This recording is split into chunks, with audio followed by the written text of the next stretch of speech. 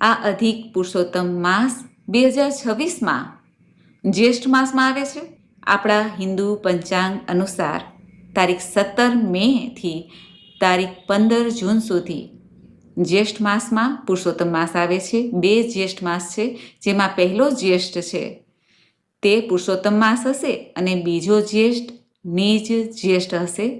આ પુરુષોત્તમ માસમાં વિવાહ, ગૃહપ્રવેશ, મુંડન, નામકરણ જેવા કે નવી પ્રોપર્ટી ખરીદવી, વેચવી તે નિષેધ મનાય છે.